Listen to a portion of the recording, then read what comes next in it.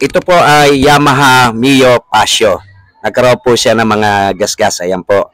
Niliha ko na po yan, no? Then, meron pa rin siyang maliit na gasgas dito sa may ibabaw. So, naliha ko na rin po yan.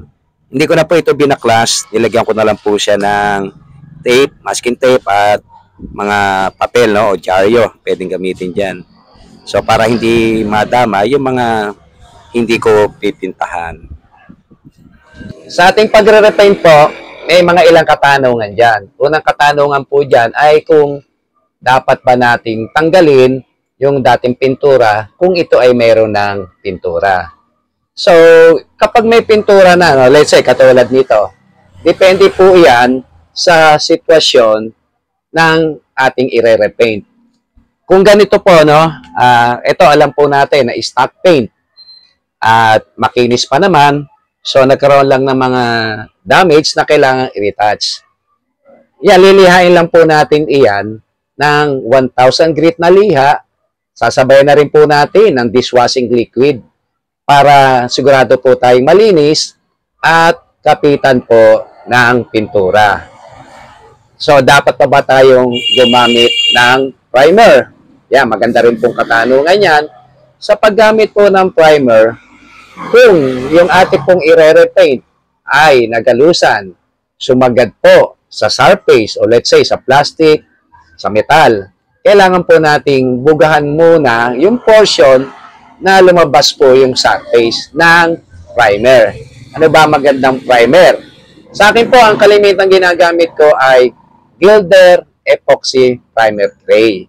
Pwede rin po kayong gumamit ng two-component system na primer katulad po ng mga urethane type. Sa plastic naman po, gumagamit ng PP primer or plastic primer. Yung po ay ready to paint na po. Then, pagkatuyo, pinapatungan pa rin po ng primer. Pwedeng urethane primer or primer surfacer. So, ako'y diretso na po Gilder Epoxy Primer Tray. Talagang nasubok naman po yan sa haba na ng panahon. So, katulad po nito, dapat ba bang bugahan ng primer? Hindi na po. Pwede na po natin kulayan ito dahil stock paint po ito. Original paint pa po ito. Matibay po ito.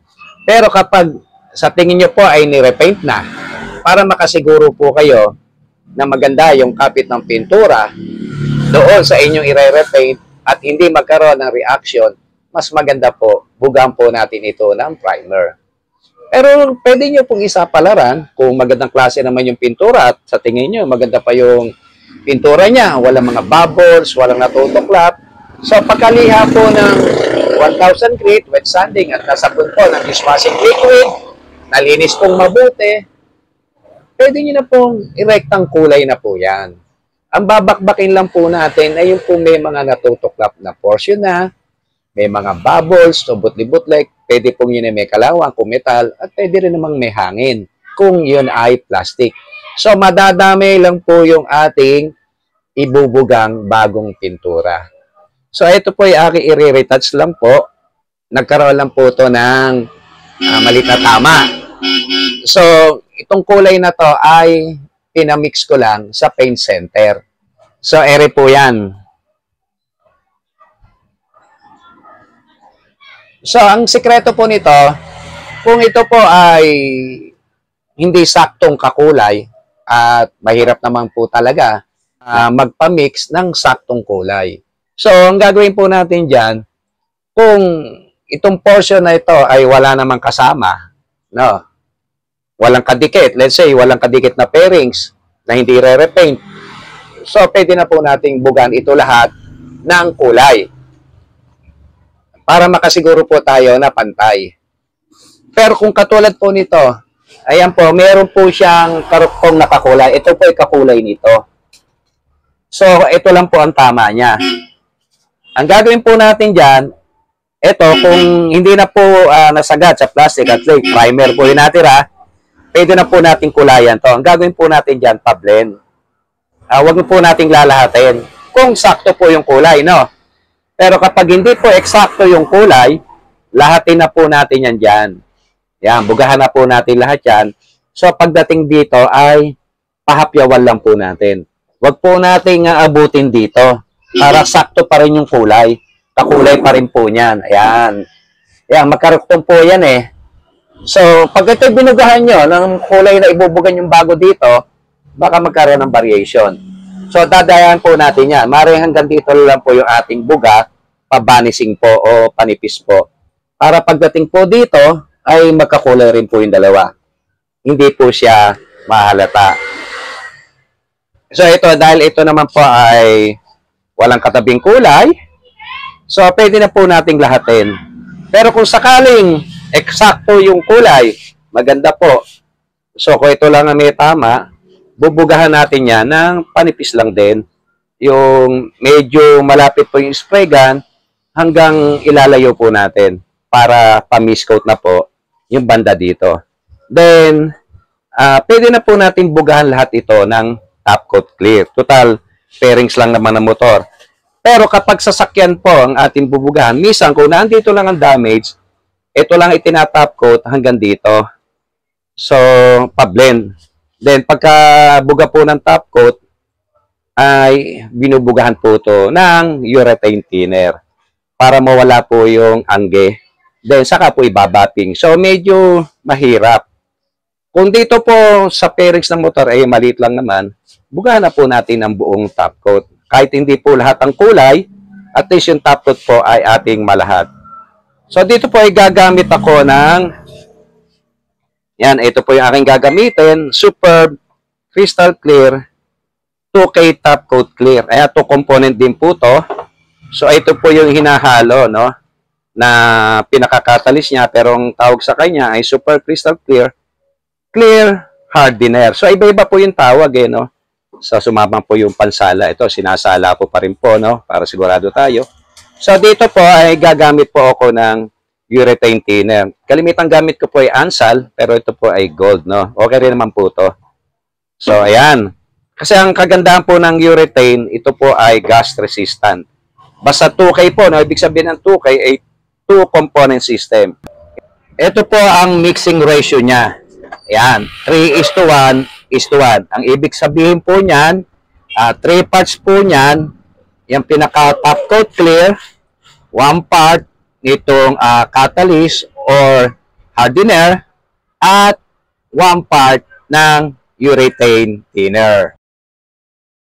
So, ayan po, no, sana ay maging kakulay. Ito, pwede nang hindi lagyan ng catalyst. Kasi alam mo, so to lang, kapag gumamit po tayo ng urethane type, di catalyst, minsan nagkakaroon ng reaction, kumukulo. Kaya minsan ang base coat ay hindi na nilalagyan ng catalyst. Pero siyempre, iba pa rin may catalyst. Pero kung delikado, wag na po nating lagyan. At ang nagpapatibay naman po, yung urethane top coat clear.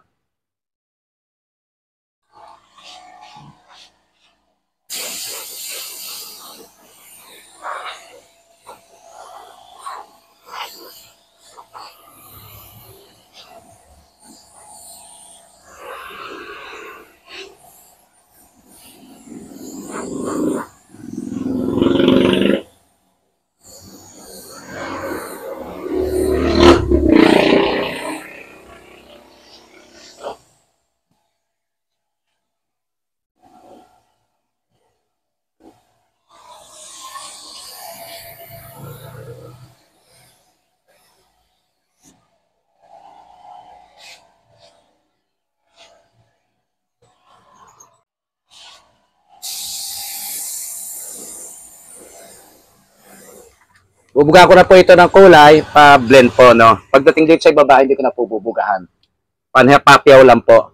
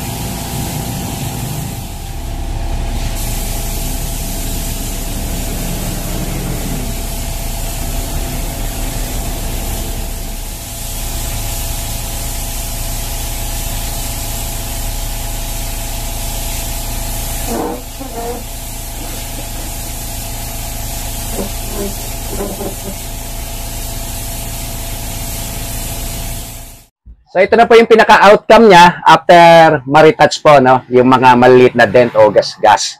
Pagka buga po ng kulay, then binugaan ko po siya ng 3 coats ng Superb Crystal Clear or 2K Top Coat Clear.